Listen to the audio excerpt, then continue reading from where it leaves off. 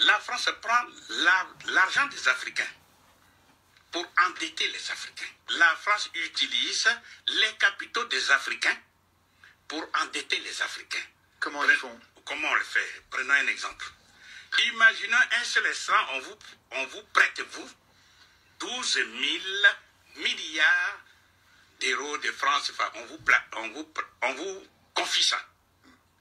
Eh bien, pendant un an, même puisque vous n'allez pas garder cet argent sous le paillasson, sous le matelas, vous allez confier ça à un banquier.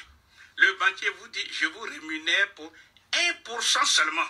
Je dis, on vous confie et vous placez ces 12 000 milliards dans une banque qui vous rémunère ne serait que pour 1%.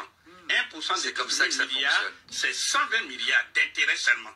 120 milliards. C'est comme ça que ça fonctionne. Eh bien, la France, un seul exemple, donc, ces intérêts rapportés en faveur de la France touche dessus.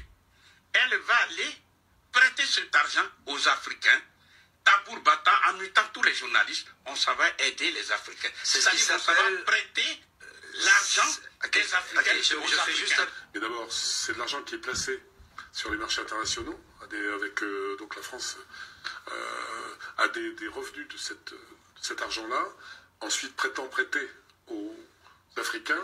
Mais je vais vous dire en deux mots, c'est très simple. Vous avez des comptes d'opération de tous les pays africains, 14 pays. Quand la Côte d'Ivoire, il y a des pays qui sont toujours en positif sur leur compte. Il y en a qui sont toujours juste ou en négatif.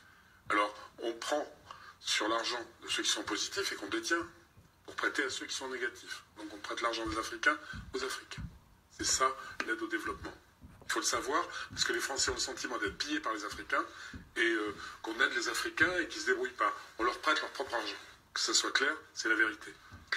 Vous citez François Mattei d'ailleurs les propos, pour rester 2 secondes sur le sujet, les propos d'un ancien directeur d'une banque centrale africaine. Il déclare: la France est un nain économique en Europe sans la maîtrise de ce franc CFA. Donc c'est assez parlant. C'est assez parlant et c'est sans doute vrai, parce que il faut rappeler que le franc CFA était, on ne va pas remonter à la création du franc CFA,